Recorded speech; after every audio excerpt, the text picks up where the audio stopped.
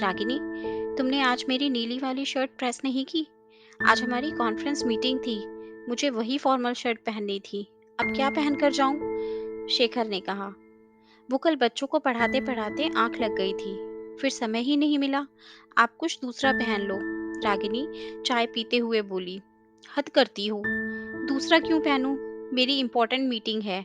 मेरा वो lucky shirt है। आज डील मैं वही पहनकर करूंगा। तुम चाय बाद में पी लेना, पहले मेरी शर्ट आयरन करो। शेखर ने कहा। रागिनी को अच्छा नहीं लगा। शेखर को इतना भी धैर्य नहीं कि कोई कुछ खा पी रहा हो तो उसे टोक कर अपने काम में नहीं लगाते। शेखर एक बड़ी कंपनी में काम करता था। ऊंचा ओहदा भी था तो ऊंचे शौक भी। घर की हर चीज उसे परफेक्ट चाहिए थी। रागिनी, ये क्या?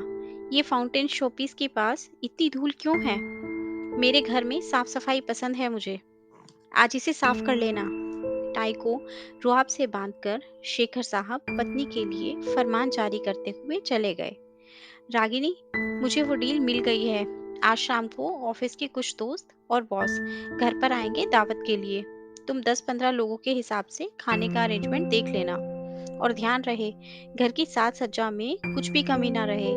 सब चीज परफेक्ट हो। बच्चों को भी समझा देना, कहते हुए शेखर ने फोन रख दिया।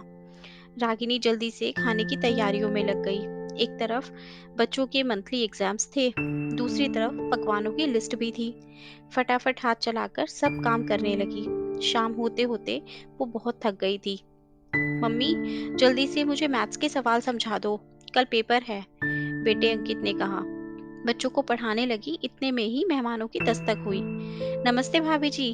क्या हुआ, बड़ी थकी सी लग रही हैं? आज तबीयत ठीक नहीं है क्या? ऑफिस के कलीग ने कहा। बच्चों को पढ़ाने के चक्कर में रागिनी तैयार होना ही भूल गई थी। उसने हाथों से बालों को संवारा। क्या करें, इन औरतों को कितनी भी सुख सुविधाएं दे दो, रहेंगी तो ये अस्त व्यस्त ही। शेखर ने कहा। रागिनी तुरंत कमरे में गई और नया सलवार सूट पहना। शेखर के एक ऑर्डर पर घर की साज सज्जा और खाने की तैयारियों में इतनी व्यस्त हो गई थी कि अपने बाल तक नहीं संवार पाई थी।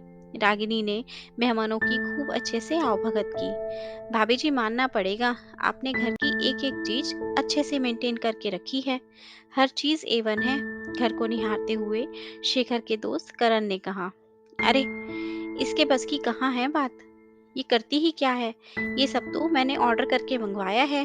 भाई, मेरा घर है, हर चीज परफेक्ट होनी चाहिए। रागिनी ने कुछ नहीं कहा और वहां से चली गई। वह यही सोच रही थी कि सुबह से लेकर शाम हो गई थी, उसे अपने लिए सुकून का एक कप चाय भी पिए। फिर भी मैं करती ही क्या हूँ? वो कहते हैं घर उनका है, तो सुबह से लेकर शाम तक मैं उसकी देख रेख में अपना समय क्यों बर्बाद करती हूँ? अगले दिन शेखर का ऑफिस से फोन आया। रागिनी, वो कॉलोनी के कुछ दोस्त शाम को खाने पर आएंगे, तुम देख लेना। रागिनी ने कोई जवाब नहीं दिया। शेखर ऑफिस से घर आया तो बेटे अंकित ने गेट खोला तो उसे मम्मी के बारे में पूछा। अंकित ने कमरे की तरफ इशारा किया। रागिनी, गेट खोलो।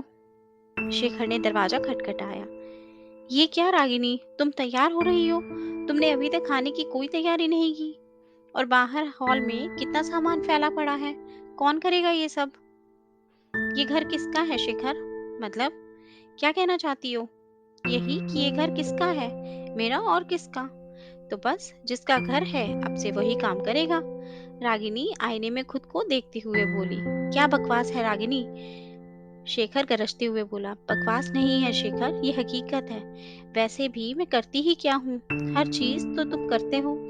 फिर मैं अपना कीमती समय क्यों बर्बाद करूं? अरे, आदमी तो सिर्फ मकान बनाता है, असल में तो औरतें ही मकान को घर बनाती हैं। सुबह से शाम हो जाती है घर गृहस्थी बच्चों को संभालते संभालते, और तुम यही कहते हो कि औरतें करती ही क्या हैं? हमारी शादी को इतना समय हो गया, आज भी तुम रौब से कहते हो ये मेरा घर है, यहाँ मेरे हिसाब से चलेगा। तो फिर ठीक है, अब जिसका घर होगा काम भी वही करेगा। मैं क्यों बेकार में अपना समय और एनर्जी बर्बाद करूं?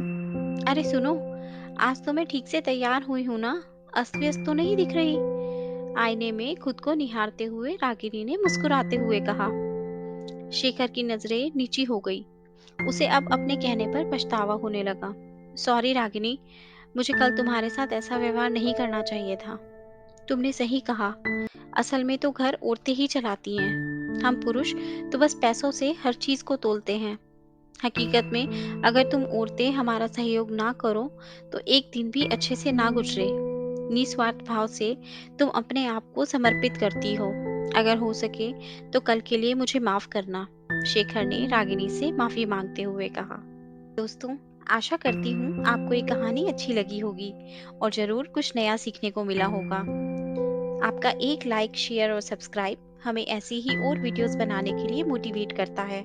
इसलिए अगर अभी तक आपने हमारा चैनल सब्सक्राइब नहीं किया तो प्लीज़ आप हमारे चैनल को सब्सक्राइब करें। आपसे कल फिर मुलाकात होगी एक नई कहानी के साथ। धन्यवाद।